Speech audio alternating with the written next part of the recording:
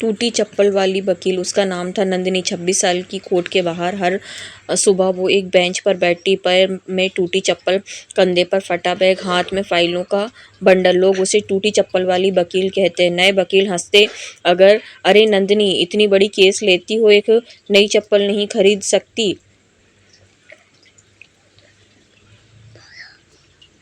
नंदिनी हंसकर कहती, चप्पल टूटेगी तो बदली जा सकती है, पर अगर इंसाफ टूट जाए तो जोड़ना मुश्किल हो जाता है। नंदिनी के पापा रिक्शा चलाते थे, माँ घरों में बर्तन मांजती थी। घर में 3 भाई बहन, नंदिनी सबसे बड़ी। 12वीं में 91% लाए तो सबने कहा अब पढ़ाई बंद, शादी करो। नंदिनी ने कहा मैं वकील बनूंगी। पापा ने रिक्शा बेच दिया, 40,000 आए। बोले बेटी, ये तेरा लॉ कॉलेज का पहला साल है, बाकी मैं देख लूंगा। नंदिनी ने कसम खाई, पापा एक दिन मैं ऐसा केस लड़ूंगी कि आपको रिक्शा नहीं कार में बैठकर लाऊंगी। लॉ कॉलेज में नंदिनी सबसे अलग थी। बाकी बच्चे सूट बूट में आते, वो पुराने सलवार सूट में। लाइब्रेरी की फोटोकॉपी के पैसे नहीं होते तो दोस्त की नोटबुक फोटो खींच लेती। इंटर्नशिप के लिए बड़े वकीलों के पास गई तो बोले तुम्हारे पास लुक नहीं है, क्लाइंट तुम पर भरोसा नहीं करेंगे। नंदिनी ने नौकरी की, दिन में ट्यूशन, रात में कोड की फाइलें पढ़ना। ग्रेजुएशन के बाद बिना सीनियर के प्रैक्टिस शुरू की। पहली केस मिली एक बूढ़ी अम्मा का, बेटे ने घर से निकाल दिया था। फीस अम्मा ने कहा, बेटी मेरे पास 2 किलो गेहूं है, लेना। नंदिनी ने केस फ्री में लड़ा। 8 महीने बाद अम्मा को घर वापस मिला। धीरे धीरे नाम हुआ गरीबों की वकील। नंदिनी छोटे छोटे केस लेती। मजदूर की मजदूरी नहीं मिली। ऑटो वाले का चालान गलत कटा। लड़की को दहेज के लिए परेशान किया। फीस लेती तो उतनी जितनी क्लाइंट दे सके, अक्सर नहीं लेती।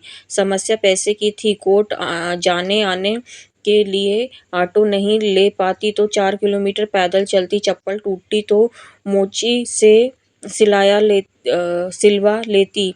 कुछ एक बार जज ने देखा और पूछा, मिस नंदिनी, आप इतनी मेहनती हैं पर खुद के लिए कुछ क्यों नहीं करती? नंदिनी बोली, सर मैं खुद के लिए लड़ती तो कल ही बड़ी फर्म ज्वाइन कर लेती। मैं उनके लिए लड़ती हूँ जो मेरे जैसी टूटी चप्पल पहनते हैं।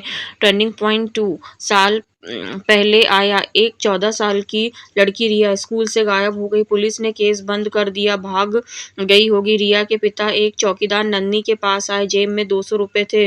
बोले, बेटी बस मेरी बेटी ढूंढ दो। नंदिनी ने केस लिया। 3 महीने जांच की, पता चला रिया को मानव तस्करी गैंग ने उठाया था। नंदिनी ने खुद रात में बस स्टैंड, रेलवे स्टेशन छाने, सबूत जुटाए। बड़े वकीलों ने कहा, छोड़ दो नंदिनी, ये केस बड़े लोगों का है, फंस जाओगी। नंदिनी बोली, अगर मैं फंस गई तो कम से कम रिया की फाइल में तो मेरा नाम होगा। कोर्ट में 6 महीने ट्रायल चला। गैंग के वकीलों महंगे सूट में आते, नन्ही वहीं टूटी चप्पल में। जज ने एक दिन कहा, मिस नन्ही, आप प्रोफेशनल नहीं लगती। नन्ही खड़ी हुई, माय लॉर्ड, मैं प्रोफेशनल नहीं, इंसान हूँ और इंसानियत का कोई ड्रेस कोड नहीं होता। रिया मिल गई, गैंग पकड़ा गया। उस दिन कोर्ट के बाहर मीडिया खड़ी थी। सबने पूछा, मैम इतना बड़ा केस जीता, अब क्या करेंगी? नंदिनी ने अपनी चप्पल दिखाई, पहले ये बदलूंगी, 3 साल से यही साथ है, पर असली जीत तब होगी जब हर रिया को उसकी नंदिनी मिल जाए। उस केस में के बाद नंदिनी को बड़ी फर्म से ऑफर आया, 2 लाख महीने। उसने मना कर दिया, बोली मैं यहाँ गरीबों की फाइलें उठाती हूँ, यहाँ अमीरों की फाइलें दबानी पड़ती है, वहाँ अमीरों की फाइल दबानी पड़ती है। आज नंदिनी के पास छोटा सा ऑफिस है, नाम है आधी रोटी लीगल एड। स्टाफ 3 लोग, क्लाइंट 200 से ज़्यादा। फीस बोर्ड पर लिखा है, जितना दे सको दो, ना दे सको तो एक वादा करो, किसी और की मदद करना। पापा अब रिक्शा नहीं चलाते। नंदिनी ने उनके लिए ऑटो ले लिया। पहले दिन जब पापा ऑटो लेकर कोर्ट आए, नंदिनी दौड़कर गले लगी। पापा कहा था ना आपको कार में बैठाऊंगी, पर आप ऑटो में ज़्यादा अच्छे लगते हो। आपने मुझे चलना सिखाया है। कोर्ट के बाहर आज भी वो बेंच है। नंदिनी वहाँ बैठी है। घर पैर में अब नई चप्पल है, पर पुरानी टूटी चप्पल उसने फ्रेम करवा कर ऑफिस में टांग रखी है। नीचे लिखा है, यही मेरी पहली डिग्री है।